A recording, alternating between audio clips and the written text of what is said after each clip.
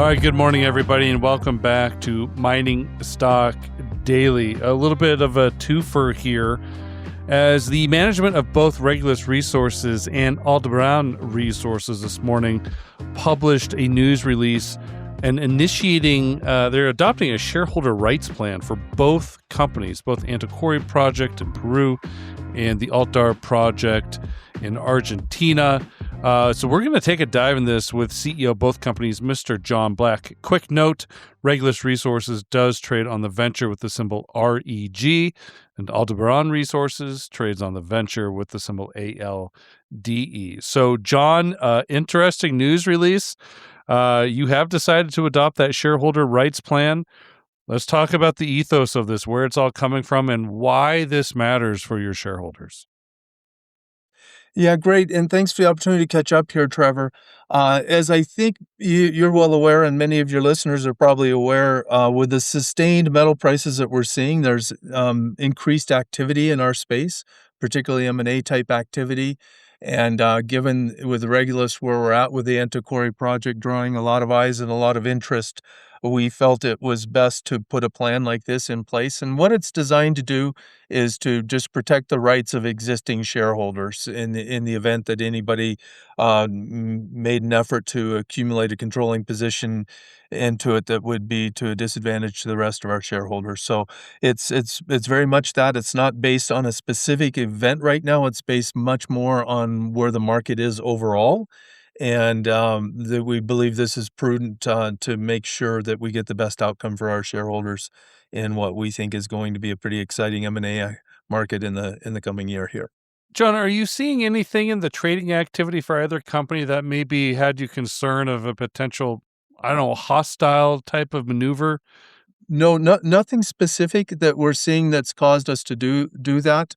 It's much more the macro environment that we're in right now, that we're well aware that there's much more interest in projects, and including interest from some non-traditional groups that are coming in and showing interest in projects right now.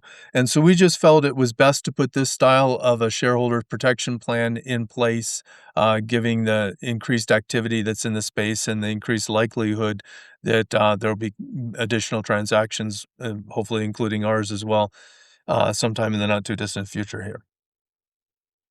Okay.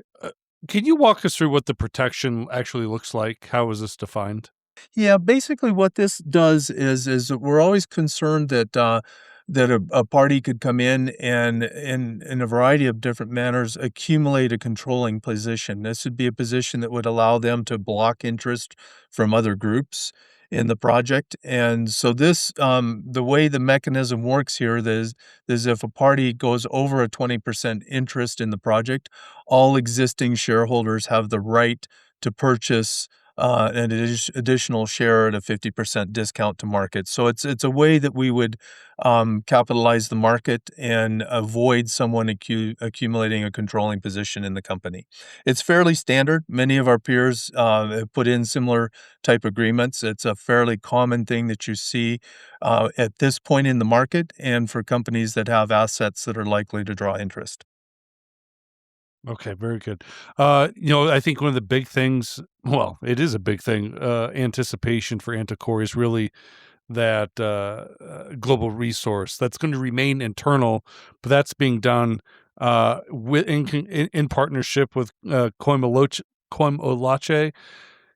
Can you discuss it? Maybe it's taking a little bit longer than I think a lot of people are expected, and even though those numbers will remain internal, it appears. But can you talk about the delay in that resource estimate being completed?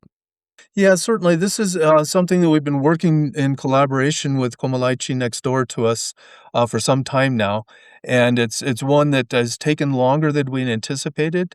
It's a good opportunity for us to describe that process a little bit more. And the good news is we're just finishing it now, so it's nearing completion. We're in the final stages of documentation and in the write up of the resource estimate, but all the main work has been completed now to be able to do that. Under a normally when we do a resource estimate, it's us working with an independent party, and we own 100% of the project, and it's a fairly quick iterative process to go back and forth. fairly quick is a relative term on this. It still takes a long time, even in a simple situation like that. But in the situation we're in on this project is effectively we are four different clients working with the same independent group to provide two different resource estimates. So it's ourselves, of course, on our side of the property, but the joint venture consists of three different parties. We have Southern Copper, one of the largest copper companies in the world. We have Buenaventura, the large Peruvian predominantly precious metal miner listed in New York and Lima. And we have an independent, a small private company called Espro. And so though they're each of those is a different style of company, a different size of company, and they work in a joint venture. So decisions made by the joint venture often have to wait for formal joint venture meetings to go forward with approval. It effectively means we have a lot of cooks in the kitchen on this one to work for, but we've all been working through this. We're very close to being done with it right now, and this process is already bearing some pretty significant fruit because it allows us to have a better understanding of between ourselves and Comalaiche and all three of the individual parties within Comalaiche of really what the size of the prize is here, what the district looks like if it were to be in some manner consolidated in the future. And that helps all of us have much better discussions and understanding of the best way for this project to go forward and make a very important transition from the current oxide gold mine that Comalaiche is operating to what we envision in the future will be a much larger and longer life sulfide copper gold operation that we hope to be a part of it at some point in the near future. Okay. And with maybe a quick update from Altar as well, as you're kind of beginning to get to the end of the exploration season there in the high Andes of Argentina. Can you give us the latest update from Altar? It's been a little quiet on that front as well. Yeah, absolutely. The release that we've put out is just announcing the rights plan for Altar. In the next few weeks, we'll be putting out a project update to give much more color on where we're at with that. But we're right in the 2/3 of the way through the field season. Hopefully, we have a couple more months of work to go. We're currently drilling with 6 rigs, uh, collecting all the possible data that we can to be in a good position to complete that pre-feasibility study. So the drilling consists predominantly of infill drilling to convert inferred resources to indicated resources. As your readers or as your listeners may recall, for a PEA, which we just put out, we can use all categories of resources, inferred, indicated, and measured.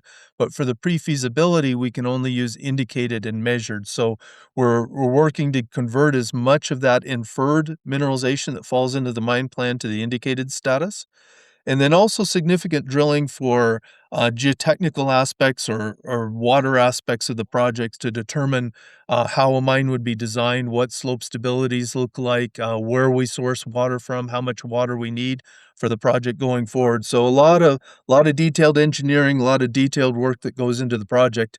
And at this stage, this field season is primarily to collect all of that data and then over the cold winter months in South America, the next few months, North American summer, we'll be working with SRK and KPR2 lead contractors to prepare the work for the pre-feasibility study coming forward.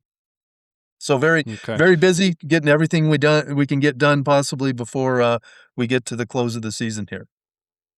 Yeah, John, back in PDAC, I did an interview with Sam Leung, CEO of the new spinout Centauri metals that'll be coming out of Aldebaran. Just out of curiosity, and because I get asked naive questions, does this shareholder agreement have any implications with Centauri since you're still deciding on how that spinout will actually come out of Aldebaran at all? Good question. It was not one of the considerations we had on this. It protects all of our shareholders in Aldebaran as well as Regulus on this. That wouldn't automatically extend to Centauri as it comes out, but I don't think it changes anything of the plan and the parameters on how that comes out at all. Keep in mind that Centauri, when it comes out, will be an earlier stage broad or earlier stage company with multiple projects in it. It'll be up to Sam and the management of Centauri to determine if they need to put something like that in place in the future. But I don't think the decision that we're doing this really impacts much on that SpinCo. Okay. One last question for you, John. I do want to go back to the Regulus side of things with Antiquary.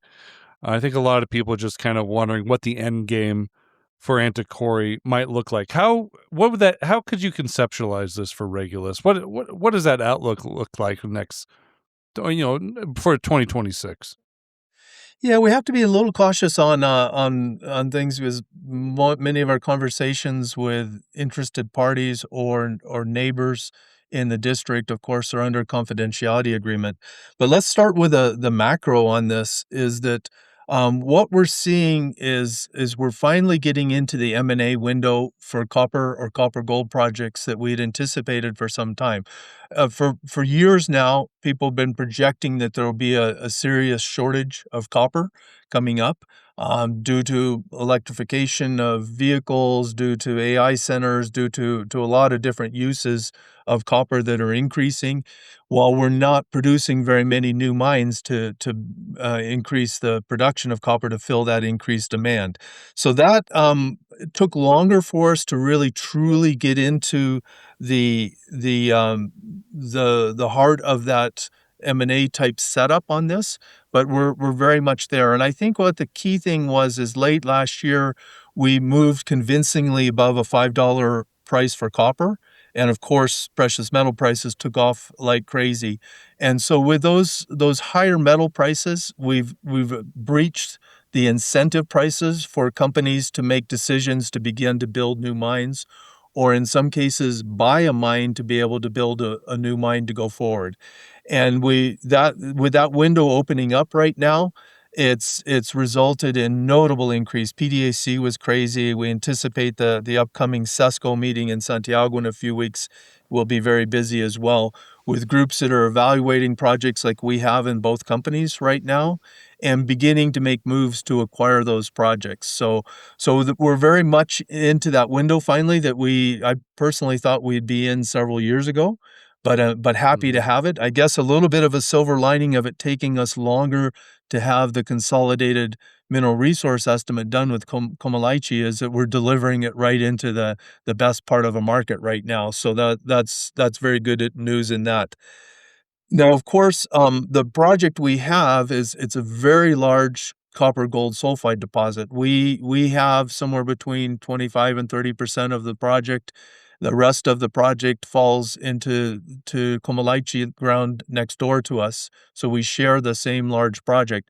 But when you look at the project in a consolidated sense on what we can each publicly report right now, it's clearly one of the largest copper gold sulfide projects that's not been turned into a mine yet. It's an open pit Mhm. setting. It's a brownfield setting with an existing mine operated by Tantuatai and Comalaichi next door. That's an oxide mine, so when they're done with that, they will have effectively pre-stripped and exposed this large copper gold sulfide project that's partly on their ground, partly on our ground. And then that brownfield setting allows the mine to be developed much more rapidly than you would typically envision with a greenfield setting. So that all adds up to this project has potential to become one of the next new mines in Peru, but will require some consolidation going forward. Our business strategy is normally to have 100% of the project and have some control, and we're quite open that we are not mine builders, we're not mine operators ourselves. So we would normally be Yeah. looking to sell our position, and that's still our preferred pathway forward on this project. But this one, because of the complexity and the multiple parties involved, there may be several different pathways that this could go.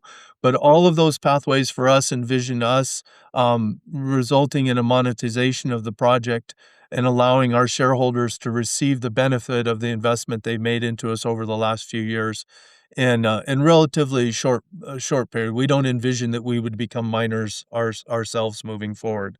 So this one, keep in mind that we have Cerro Corona not too far away, a mine operated by Goldfields that has been a very good mine for them as well. It's in the final 4 or 5 years of its mine life.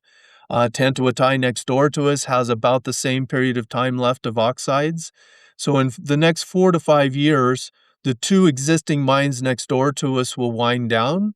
There are a lot of skilled employees in both of those mines. There's equipment and resources available from both those mines that I think could be put to use to develop a larger, longer life mine that involves our ground as well as the neighbors. So how that plays out, it can happen in several different ways, but this market is stimulating that interest we need to see, and completing the mineral resources we're doing right now allows us to have much better information for us to understand the project internally between ourselves and the immediate neighbors, as well as having better information to be able to provide to interested parties that might make proposals to us that make sense to go forward. So it's Right. a long answer to say that there are several different pathways, but there's an outstanding setup for this to become one of the next major new mines for Peru.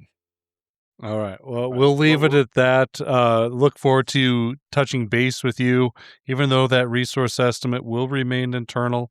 You and I will probably talk about, I'll try to pry something out of you in that conversation, John. We'll see. You're usually cool, calm, and collected with those things. So we'll see what we can get. But in the meantime, more news coming out of Altair as well. We'll continue to touch base with you from both companies. You got a busy day. Well, so and we'll keep the market as up to date as possible with that resource as it's completed. Right now, we're in that stage of documenting everything and getting it set up. But we hope to be able to advise the market more as we evaluate the next stages to go with that agreement with Coimolache. Okay, very good. All right, John. Thanks so much. Have a great day. Okay, thanks, Trevor. Take care. The information presented should not be considered investment advice. Mining Stock Daily and its affiliates are not responsible for any loss arising from any investment decision in connection with the material presented herein.